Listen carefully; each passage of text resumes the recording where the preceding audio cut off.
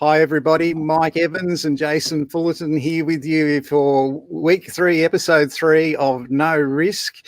I'm poorly dressed because I'm in Tasmania on a bush and rural program where we're in the bush studying surveillance techniques for bush and rural surveillance.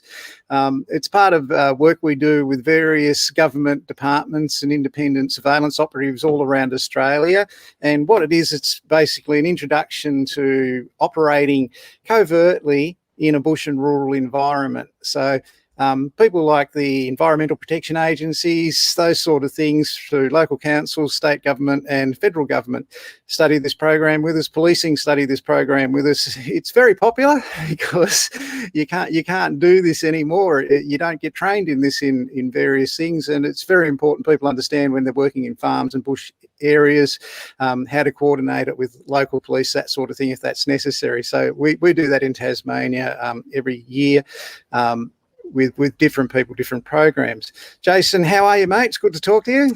Yeah, great to be back, Mike. Good to see you, mate. Good to see you. I've had a busy week, mate. I've from a risk perspective, and that what I've predominantly been working on is I've been working on anti-money laundering risk for gaming venues, which is Fantastic. Fairly sort of traditionally it's fairly busy at this time of the year because reporting entities. Gaming venues are required to report each year on the calendar year. So we're coming up close to December. Obviously, They want to make sure that they're executing all their compliance obligations under that legislation. So, yes, I've had a bit of work on that. And then my investigation work's been pretty busy this week as well. I think anyone not giving due consideration to the risk of bullying and harassment complaints at the moment. I can tell you that the trend in my business is that there's quite a lot of that taking place, or quite a lot of those investigations or calls for those investigations taking place out there at the moment. So I've been busy working on a couple of those investigations, doing some electronic interviews. Thankfully, the people I've been interviewing have been quite considerate, and they've allowed me to record them. Of course, in New South Wales, there's an obligation for us to get their consent before we record them. Thankfully they've done that, because it's just a matter of getting a transcript after that. And I like that method of interviewing and that as well.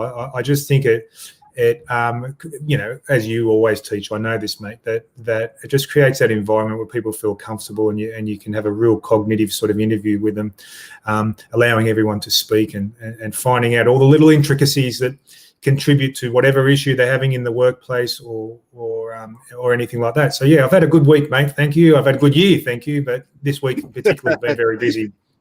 You are not going to run out of work with bullying and harassment investigations, Jason. They are equally as important in corporate Australia now as they always were in government. And it's one of the great risk management things that government and corporate places have to have in place. Now, today they have whistleblower legislation and things like that where they can get on board with that. There are places out there offering training in that, how to do it. We've always had, and it hasn't worked probably well as it should have been, internal methods of grievance procedures, that sort of thing.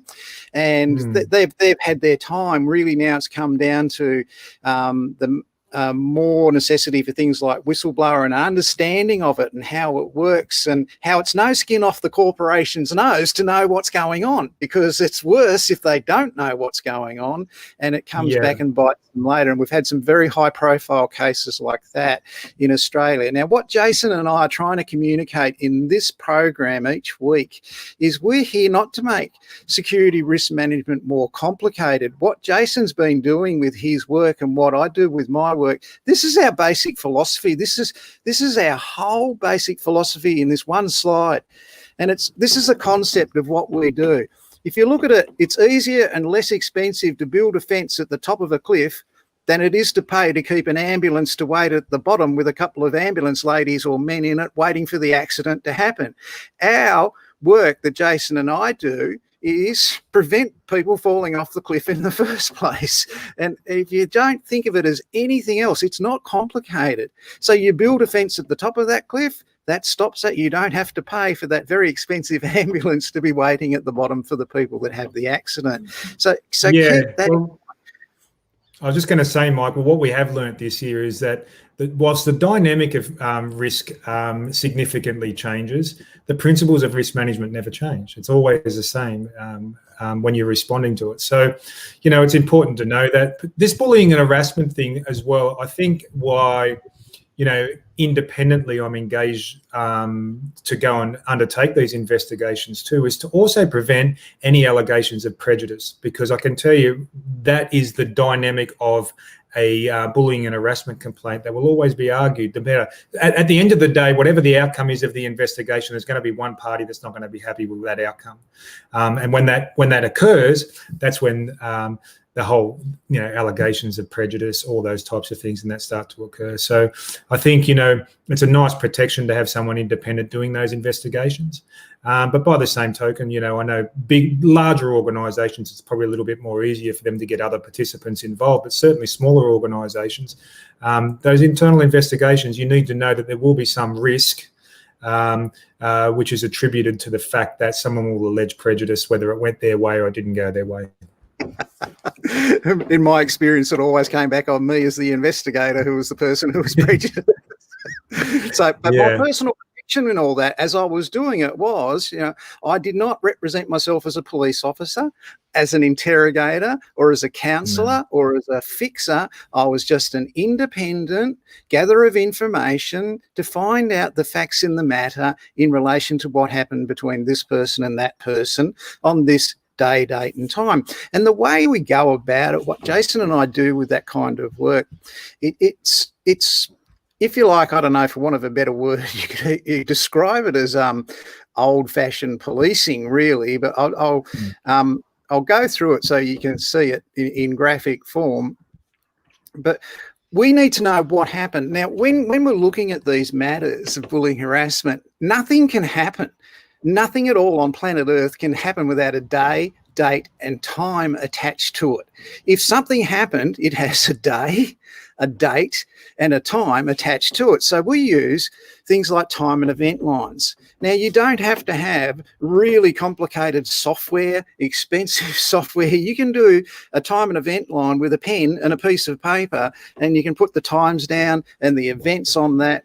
And by speaking to the witnesses and getting each witness's version of events, even speaking to the respondent and speaking to the complainant, we get that time and event line together. And from that information they supply, we put it together, and that gives us a very clear picture on whether it actually happened. I'm being surrounded by flies. There's a lot of horses in this bush. It's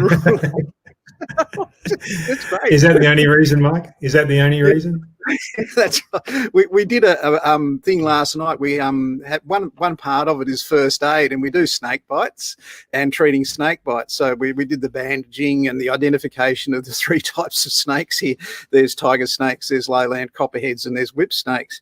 And we finished it, and it was about 7:30 at night, still daylight, beautiful day. And we were walking out the door of where we had it, and the first person out the door said, "Look at this." And I said, "What?" And down at the front door entrance trying to get in was a big blue-tongued lizard. Seriously.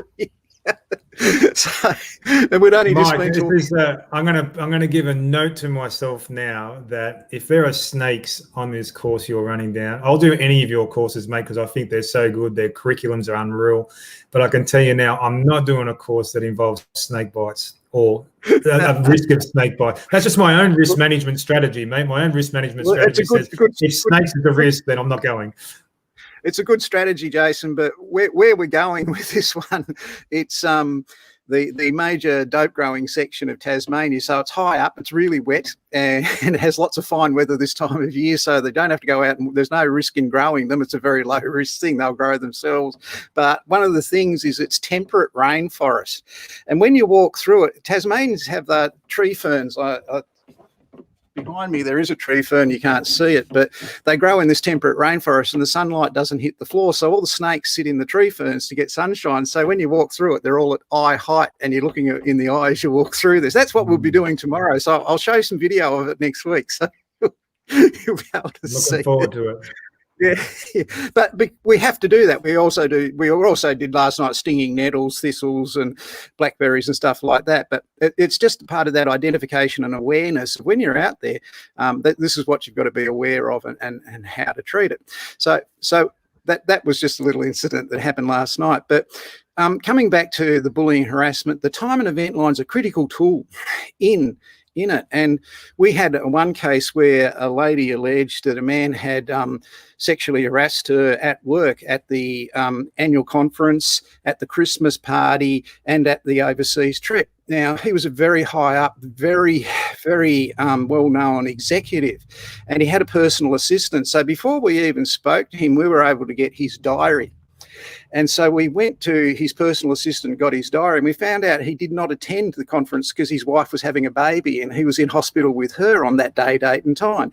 He was one of those religions that does not believe in Christian Christmas, so he was not at the Christmas party. He doesn't go to those things, and he didn't go to the overseas conference because there was some kind of, corporate bushfire he was putting out locally in Australia at that time. So before we even got to interview the respondent to these day, dates, times and places of the allegations against him, we knew they didn't happen. So someone else keeps that diary. That's really substantial evidence in those cases. And this is what we're looking for. We're the independent person who's looking at that type of evidence. One thing, and certainly, Mike, certainly, Mike, I was also going to add there is that, whilst the threshold of proof when it comes to these particular matters may not need to meet the standard of criminal beyond reasonable doubt or beyond any doubt, there is still a certain threshold of proof that you need to get to.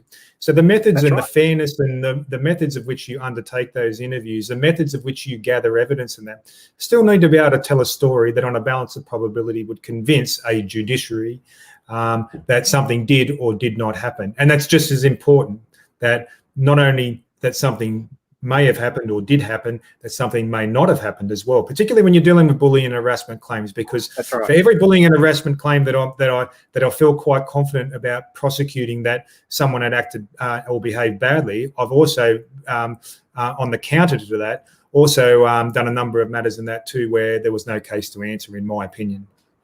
Yeah. And again, in those matters, it comes down to what's the training, what information training gap that led to it. How did this person not be aware of it from the policy process, procedures, inductions, that sort of thing? So there could be an attitude gap. There could be a knowledge gap in the training. There's a whole different area. And this brings me now to the really important one, which is our risk management job of the week. Now, they call it an investigation position, but this is an organisation, Air Services of Australia. Now, they want a safe place investigator. Now, this is all it is about is internal bullying and harassment in a really high pressure workplace. So these are the people who are landing the planes at the airports, right? Now, this is 11% of the world's traffic, they're saying in this ad, comes through Air Services Australia in Australia. And these are the people in the control towers who are responsible for the safe landing of those passengers. So every time someone bullies or harasses someone in that organisation, they can say it's because of public safety. This person slipped up. It's paramount. And this is what they did for years. And people were accused of bullying and harassment, and they had several changes in their organisation of management and all sorts of things. And it was a disaster. So they're offering this job. They haven't offered what the pay rate is. We don't know. But this is going to be a significant cultural and organisational position. They are relying on this person to help them put in place a regime where people can go to work in a safe environment where they're not bullied and harassed in a highly safety aware, high pressure environment. That, it's planes landing every couple of minutes with 170 people on board is really important. Now, the first time I've caught a plane in 9 months was yesterday. And I had to go from Brisbane Airport to Hobart Airport. And so we rocked up at the Brisbane Airport, and at check-in, the people that baggage check-in, they weren't wearing masks. that's fine. They didn't have to. And they asked us at check-in, had we been overseas? Had we been to Victoria recently? Had we been overseas recently? And we explained, no, we hadn't. So then we went up to security at Brisbane Airport to get in, go through security. And that was a really quick process. And none of the security guards, they weren't wearing masks. This is in Brisbane, not Melbourne. So they weren't wearing masks. That's fine. Why should they? They didn't have to. They were very helpful. And they kept advising us, at this part of the line, you're 10 minutes away from getting through. At this part of the line, you're 3 minutes away from getting through. So we got through. Then it came to boarding on the plane, and they handed you hand sanitizer and a mask, and they were optional. So you could put the mask on if you wanted to, but you didn't have to. So then we boarded the plane, and that was really great. So we're on there, and I looked around. I deliberately stood up to look like I was putting something in the overhead baggage, and I didn't have any. I wanted to see who was wearing masks, and very few people were. And just like my last flight in February, there was a medical emergency as we got into Bass Strait. They asked for a doctor or a nurse or anyone with medical training. Someone must have had something happen. It wasn't COVID related, but we landed in Hobart, and the ambulance met us, and they got that person off the plane first. Then we went into the Hobart terminal, and you're greeted by everyone wearing masks. There were all the people from security and Border Force Protection and Tasmania Police were there, and they've got 140 people off this plane, one plane, right? Not three at once, just one. And you had to fill in a little question sheet like landing in Mexico or another country, and they'd ask you, have you been to Victoria in the last 2 weeks? Have you been overseas in the last 2 weeks? Have you had any of these, conditions, fever, whatever? And you had to fill in that form or scan the QR code. I'm too old-fashioned to do that, so I didn't do it. So then once you got that line, you then had your temperature taken by camera. So you waited in line, and they took your temperature through this camera. That was part two, and there were police there on either side of the camera. They were some private company. I didn't get much of a chance to talk to them. And then once you got past that, you were then interviewed by a Biosecurity Tasmania person, and they had 6 of these people in a little counter there. And they asked you again, have you been to Victoria? Have you been overseas? Have you had any signs of this illness? So that was great. I was in the front section of the plane, so I was among the first people off, and it really staggered things because when you got to the baggage collection, all the baggage was going around by this time because you're 15, 20 minutes getting in. And instead of a great big, 140 people all standing around it, everybody got their baggage quite smoothly. And then when you went to the hire car place, you didn't wait there forever either. So what you lost in some areas, you made up quite quickly in others. So it was interesting to see. That was my first flight since the pandemic in January, since I'd been on it, and that's how it operated. Now, I'm not sure if Qantas have the similar thing, but that's how Virgin did it yesterday, and I thought they did it very professionally.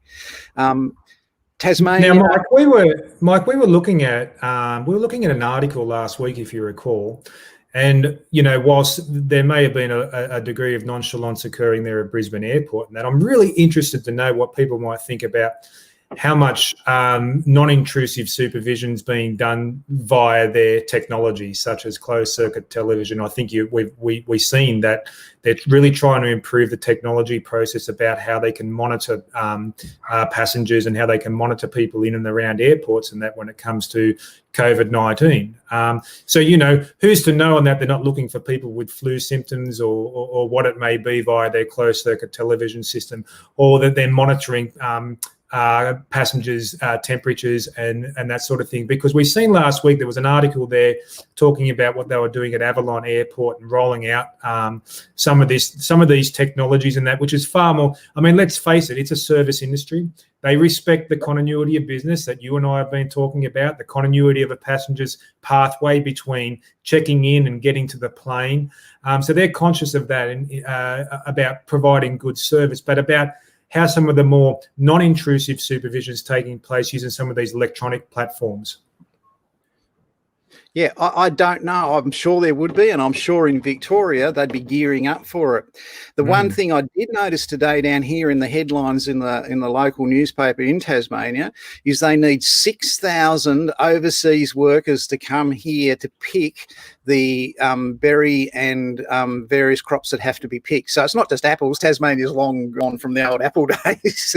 So we're talking, I don't know, raspberries, blueberries, cherries. Cherries is a very big industry in Tasmania. They need 6,000 people to come. That's a lot of people to get through airports from Adelaide or Sydney to Hobart. So again, that's another issue that's just on top of everything you just said there. They would be gearing up to monitor that in Sydney. They'd be gearing up to monitor that in Melbourne. And we won't know about it for a few months down the track, but you'd be spot on. They'd be looking for that. And well, 12 months ago, I was just going to say, Mike, 12 months ago, and that would have been a real easy process, and that, just negotiating flights, booking people from overseas on flights, and that. Now the whole risk dynamics changed in 12 months. So, how they then get that person between their country of origin now to the farm before they start picking fruit, the whole dynamic for risk managers for that now has considerably changed. To make sure that the necessary diligence required to make sure that there's going to be no more contamination or transfer of COVID and that sort of thing significantly changed. That's a real interesting one for the risk managers working in that space. And I know for most of those farmers, and that it's the farmer themselves. So they certainly need a degree of diligence that they perhaps didn't have in the past when it come to getting people from overseas to pick fruit.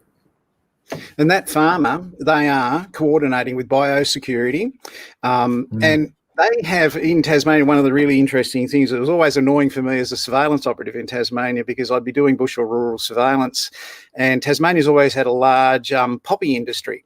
So poppies, the product that comes out of that, basically it's a drug and, it's what headache tablets are made of, that sort of thing. It's a narcotic drug. And they've always grown it in Tasmania for the last 60 years. It's a major industry down here.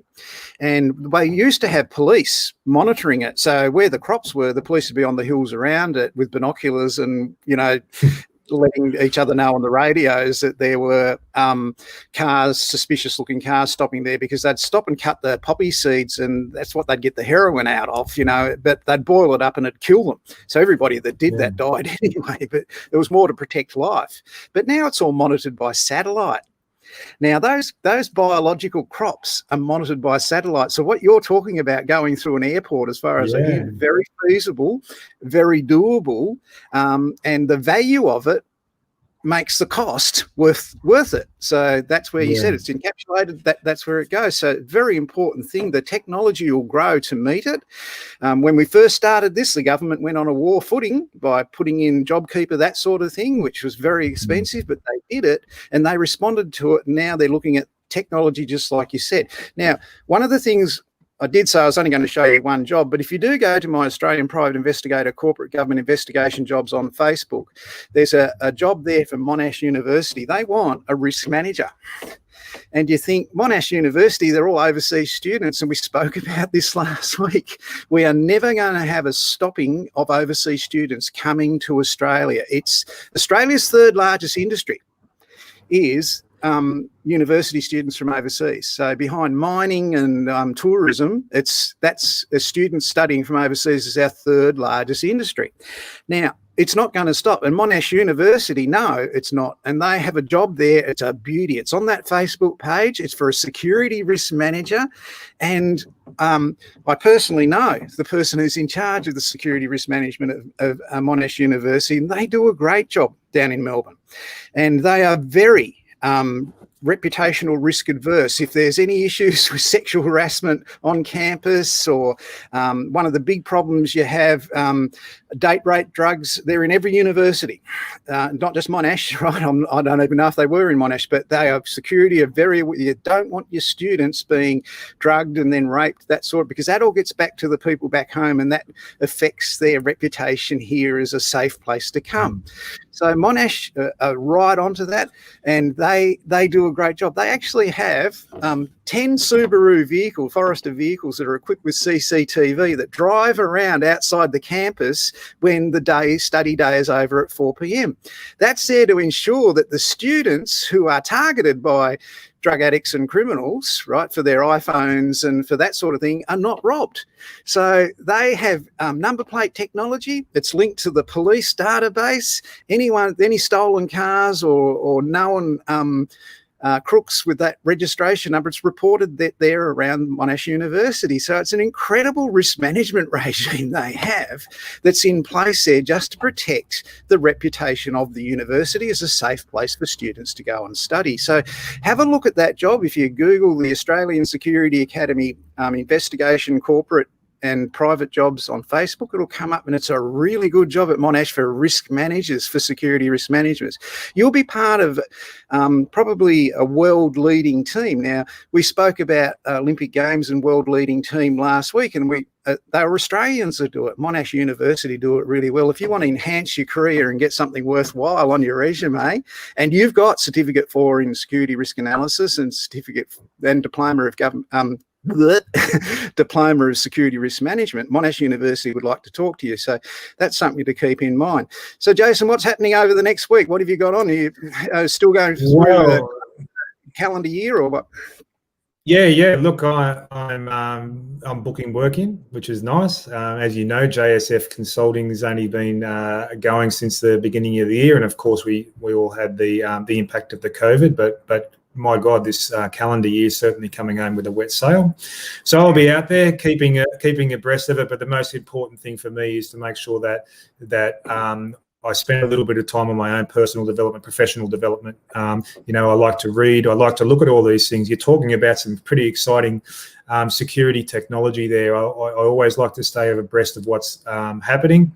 It's pretty evident that the dynamic of risk has changed, because I think the trend in job positions and that at the moment, there's a lot of greenfield jobs coming up, jobs that probably never been there before. You can see Monash University are trying to increase their team and how they're going to continue to respond to risk going in the future. So as a risk manager, it's a fairly exciting time.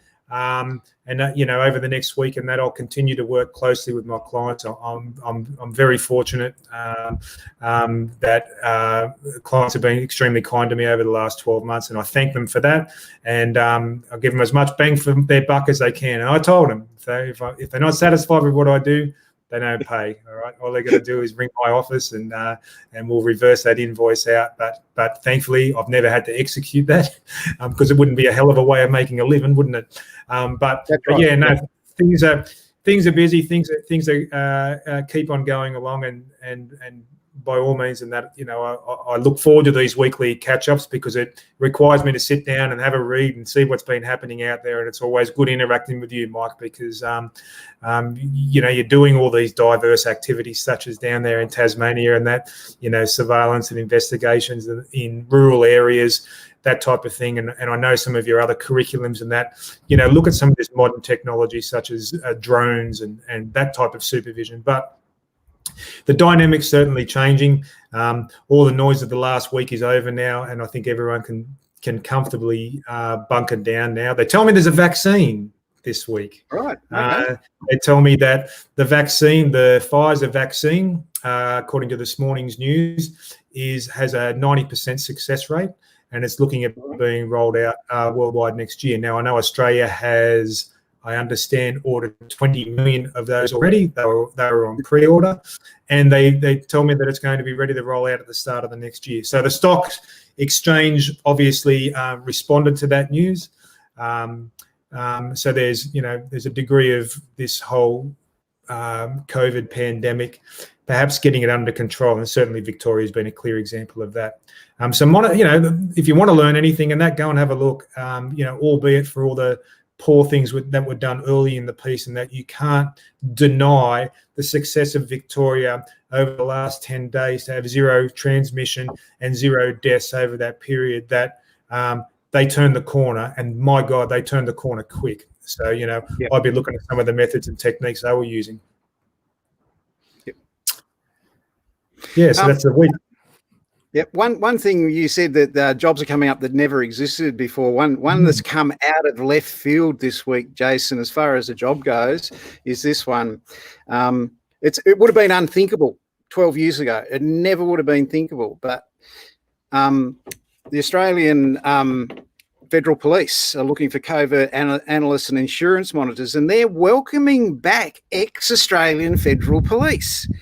Now, once upon a time, if you left the Federal Police, you were never, ever going to get back in. That was not going to happen. Now, it's come out of nowhere where I've got students who studied with me 10 years ago who might contact me randomly about something now when they were in the Federal Police, since left, and now they're back in there in a different role. And here it is advertised that they want to speak to you if you are ex-police, if you are ex-Federal Police, or even if you have substantial experience in a surveillance field, for example. They want to speak to you there if you've never been in policing. Now, this honestly, when you were in New South Wales Police, Jason, no one would have allowed this. It would not have happened, right? No. And suddenly this has come out in the last week. It's not that they're desperate for police in the Federal Police, right? They're looking at new ways of involving people with skills and experience and bringing back past skills and skills that have been further enhanced by a lot of people get into electronic security from the Australian Federal. That's how they're introduced to it. They go out and start out their own businesses and compete, and then they re-enter it. And we're seeing that's come out of nowhere this week. So that's a really strange one. It's not one of your jobs that didn't exist before, but it was something that never would have happened in that job before. So something to keep monitoring on. Jason, I've got to fly. I've got to get back to... Good to see you, Mike. Good to see you. I'll look forward to seeing you again next week. Can you hang around for a second? I'll speak to you then. But thanks for watching, everybody. It's Jason Fullerton and Mike Evans. If you want to see Jason's contact details, just replay this live stream, hit replay, and you can stop it at Jason's contact details. We'll be back next Tuesday at 3 p.m. and I'm going to show Jason our snakes. He'll look forward to seeing that. I'll see you then, everyone. Thank you.